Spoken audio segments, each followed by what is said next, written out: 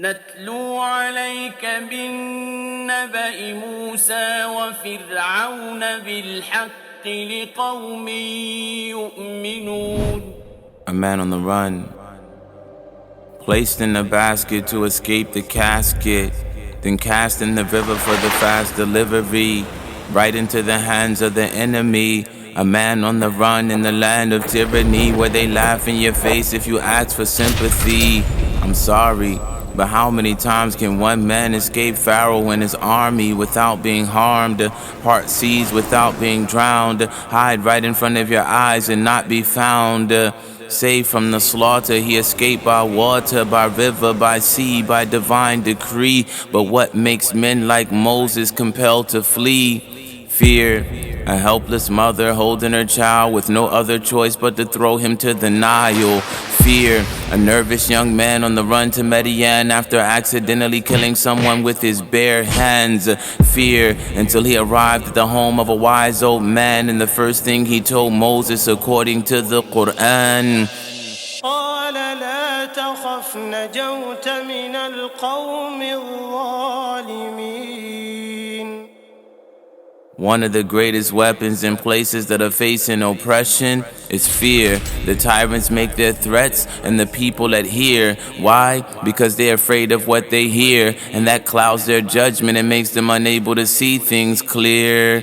Pharaoh used fear to manipulate their minds, and the people seem to fall for it every single time.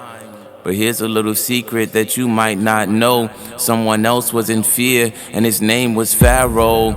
Fear for his power, fear for his status, fear for his influence over the masses. He slaughtered innocent young boys for no other reason than fear that one would rise up and destroy his kingdom. Fear, standing between the people and their freedom until Allah sent one that was worthy to lead them. Moses, you've been running for years. It's time to face your fears. Now cast forth your staff, watch it turn into a snake. Moses got scared about the turnaround and race, but Allah commanded, come forward and embrace. Let go of your fears. You are secure and safe. Allah was training Moses for that ultimate test, that one trial in his life that wouldn't let him rest. He said, go back to Pharaoh, he has indeed transgressed. But Moses confessed he was afraid of death. Fast forward to the court of Pharaoh, people crowd in the corridors with Moses and Aaron surrounded by sorcerers. They cast forth their magic and bedazzled their eyes, and Moses sensed some fear deep down inside. Yet he cast forth his staff, and when it devoured their little rods, those same sorcerers faced their fears and submitted to God.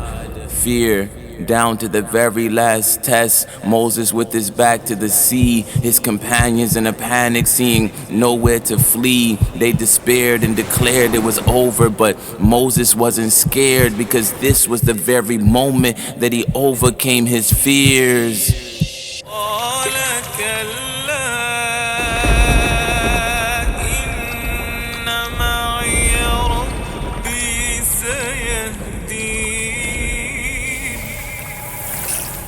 It's more than just a story of a man parting a sea.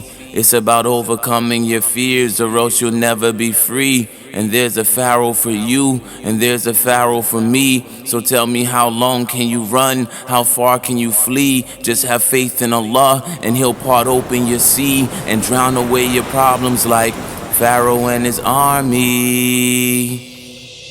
وأنجينا موسى ومن معه أجمعين ثم أغرقنا الآخرين إن في ذلك لآية وما كان أكثرهم